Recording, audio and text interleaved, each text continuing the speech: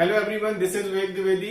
आज का टॉपिक है सेकंड कंडीशनल। सेकंड कंडीशनल दो हिस्से में है, पार्ट ए और पार्ट बी। दोनों को अच्छे से समझते हैं, कंफ्यूजन मत करिएगा कि दोनों एक ही है।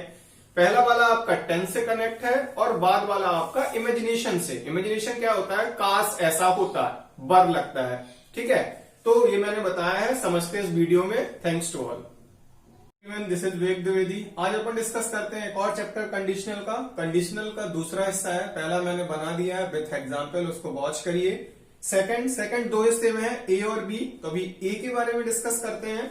ठीक है, सेकंड कंडीशनल है इफ या कंजक्शन। ये कॉमन है, मैंने बताया था 95% आपका इफ चलता है और 5% आपका कंजक्शन चलता है। कौन सा आपका?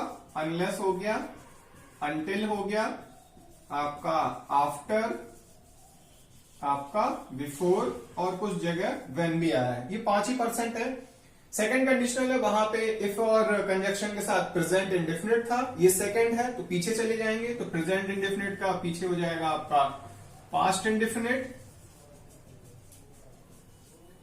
पास्ट इंडेफिनिट समझ लेते हैं। सब्जेक्ट होता है आपका पूरी इंग्लिश का इकलौता टेंस जिसके साथ वर्ब की सेकंड फॉर्म आती है। सब्जेक्ट, वर्ब की सेकंड फॉर्म, ऑब्जेक्ट, अदर। ये है आपका पास्ट इंडेफिनिट। हेल्पिंग वर्ब यहाँ पे डिड होती है और नेगेटिव बनाना है तो आपका डिड नॉट। फिर इसमें एक और सेंटेंस ऐड होगा जिसमें सब्जेक्ट आएगा, मॉडल भी। अब जब टेंस पास्ट का हो गया तो मॉडल पास्ट की, पास्ट में 3 ही मॉडल चलती हैं, आपका वुड, कुड और माइट। इनके साथ क्या पॉसिबिलिटी है? वर्ब की फर्स्ट फॉर्म, इनके साथ हैव वर्ब की थर्ड फॉर्म, इनके साथ बी वर्ब की थर्ड फॉर्म। पर ज्यादातर इनके साथ सब्जेक्ट, वुड, कुड, माइट में से कोई 3 में से कोई एक, वर्ब की फर्स्ट फॉर्म, ऑब्जेक्ट, अदर। ये आपका मेनली चलता है इस कंडीशनल में। यहां पे मैं एग्जांपल भी दे रहा हूं, छोटा है ये सेकंड कंडीशनल का पार्ट ए। पार्ट बी बहुत ज्यादा इंपॉर्टेंट है, उसको अपन डिटेल से समझेंगे। यहां पे मैं एक दो एग्जांपल दे रहा हूं।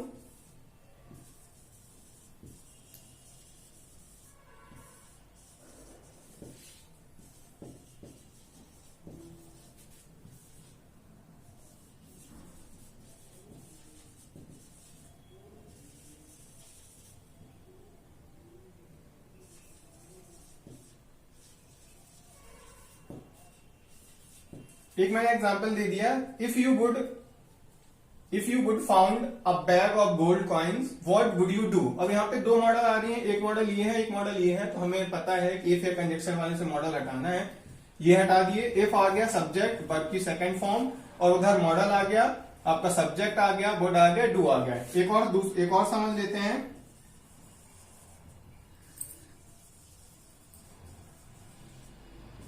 What would you teach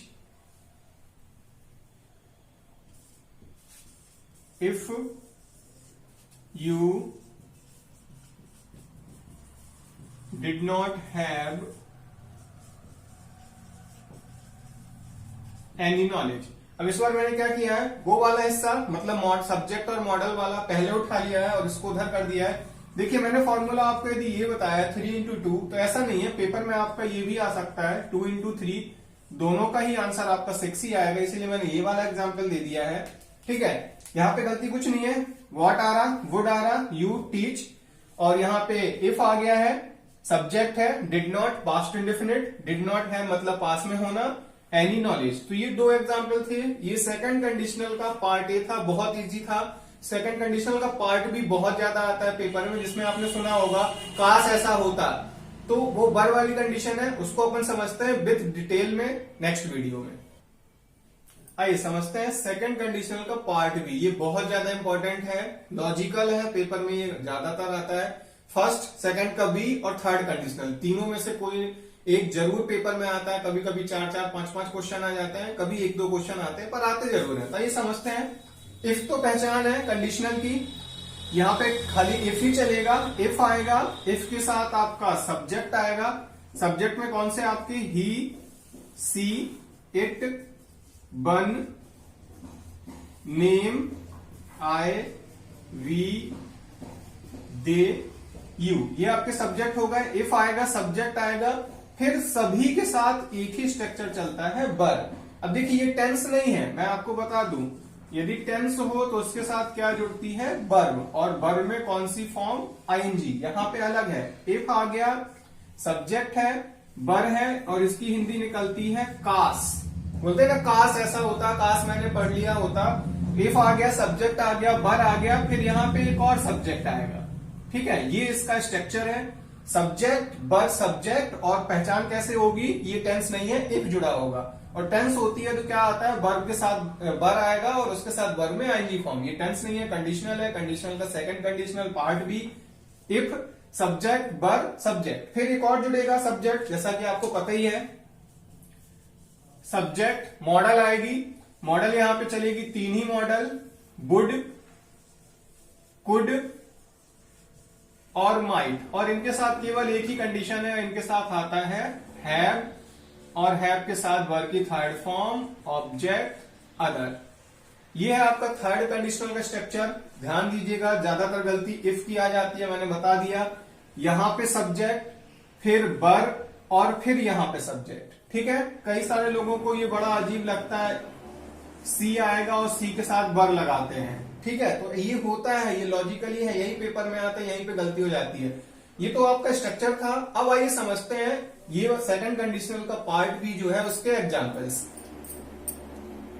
example के बारे में, सेकंड कंडीशनल का पार्ट भी बहुत ज्यादा पेपर में आता है और इसमें लोगों को डाउट भी होता है। तो क्या डाउट होते हैं, एग्जाम्पल समझते हैं। यहाँ पे जो भी एग्जाम्पल है सभी प्रीवियस ईयर पेपर के हैं, समझते हैं। मैंने बताया था, एक बार फिर से रिकॉल कर देता हूं। उसमें इफ आता है, फिर आपका सब्जेक्ट आता है, फिर सभी के साथ बर लगेगा, और फिर आपका सब्जेक्ट आएगा।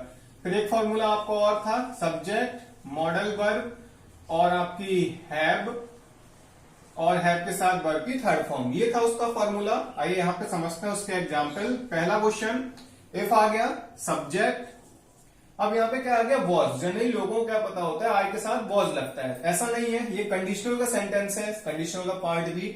हिंदी भी क्या निकलती है, काश ऐसा होता। ये जो बर है यहाँ पे, इस बर का मतलब है काश, काश ऐसा होता। तो उसके लिए आपको क्या करना पड़ेगा, बर लगाना पड़ेगा, सभी के साथ लगेगा। मैंने स्ट्रक्चर में बता दिया था। इफ आया, सब्जेक्ट है आए, तो यहाँ पे क्या हो गया, बर। अब देखिए 3 गलती आती है, ये सब्जेक्ट, बर आएगा और ये सब्जेक्ट। इसको कैसे पहचानना है, पहले नंबर पे जो आया है वही क्या आएगा, तीसरे पे। तो ये हमारा फर्स्ट नंबर है, तो तीसरे पे क्या आएगा, यही आएगा। इफ आई वर रवि, यदि मैं रवि होता, तो आगे का काम कौन करेगा, मैं करेगा, मैं करूंगा। तो I would have solve the puzzle, बिल्कुल सही हो गया। गलती क्या थी, आई के साथ बर लगाना था आपको। दूसरा समझते हैं, इफ नेहा वॉज। अब जनरली लोगों को देखिए टेंस तो नहीं है, ये कंडीशनल है, तो यहाँ पे वॉज नहीं आएगा। सिंपल सी गलती, क्या हो जाएगा आपका, बर। इफ नेहा वर पूजा, यदि नेहा पूजा होती।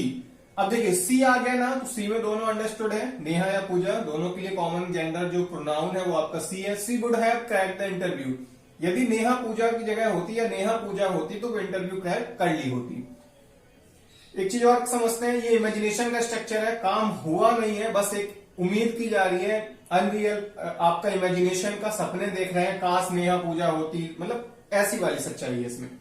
तीसरा समझते हैं, इफ आई आ गया, सब्जेक्ट है, बिल्कुल सही, वर्ब भी आया, द सुपरमैन। यदि मैं सुपरमैन होता, आई वुड हैव फुलफिल और ड्रीम, तो मैं तुम्हारे सारे सपने पूरे कर दिया होता। कोई गलती नहीं है, सब सही है। देखिए पेपर में एक ऐसा भी क्वेश्चन आता है जिसमें कोई भी गलती नहीं होती है, तो आपको पहचानना है। इफ आ गया, सब्जेक्ट वर्ब सही है, फिर आपका ये सब्जेक्ट आ गया, ये वाला हिस्सा हमारा सही हो गया।